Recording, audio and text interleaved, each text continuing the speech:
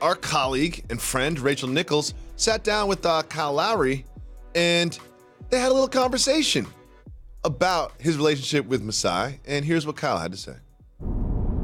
How would you define your relationship with Masai Ujiri right now? He's the president of basketball operations, and that's it.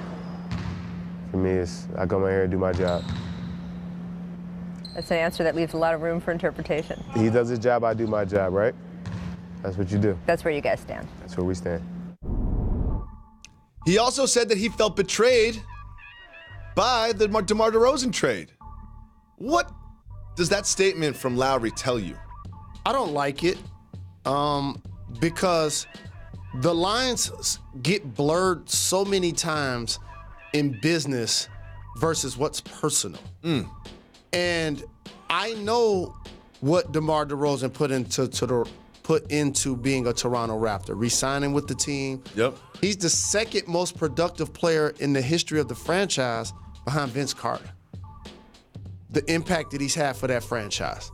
And so I understand that he wanted to continue to play there.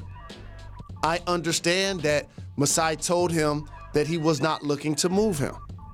But as somebody that got moved a couple of times, when I got traded from Indiana to Chicago, worst record in the league, buried me. They didn't bury him. He got traded to the Spurs. Yeah, that's a good point. He got traded to arguably one of the greatest coaches of all time in any sport. It just so happened that they have injuries.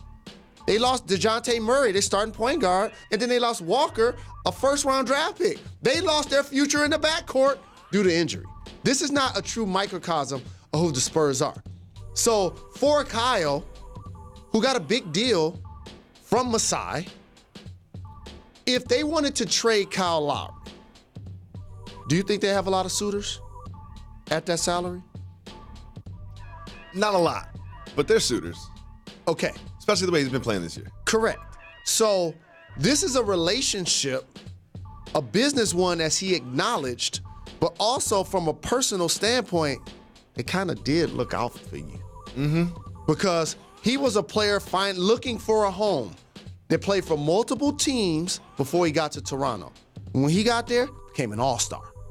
And as a matter of fact, since he's been there, and a lot of this has to do with fan voting, has been a perennial all-star. But yet, in the playoffs, has not performed like one. So now when you're looking at your roster as a president, you say, we can't pay Dwane Casey $7 million. We can't pay DeMar DeRozan and Kyle Lowry $300 million to be our backcourt.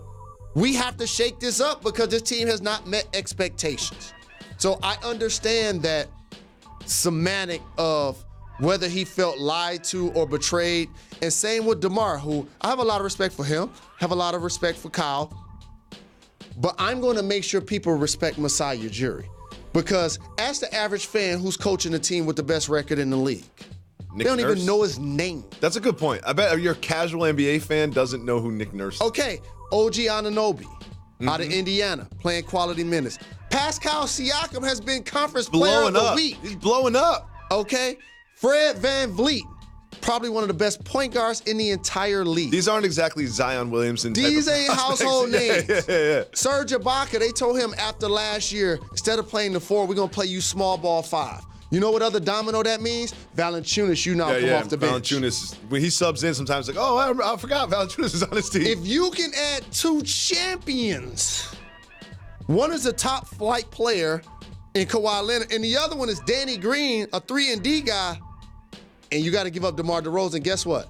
Everybody does that deal. Very, very quickly. I think a lot of people forget that Danny Green was involved. Like, I would swap, DeMar, you would think that DeMar DeRozan would be enough to land Kawhi Leonard, but they're like, no, we need Danny Green too.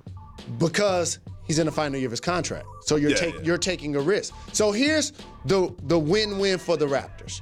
Have a successful season, hope to make the finals, do something you've never done. And if Kawhi leaves, you didn't have to pay Casey, you don't still have DeMar's salary, and you can actually rebuild your team.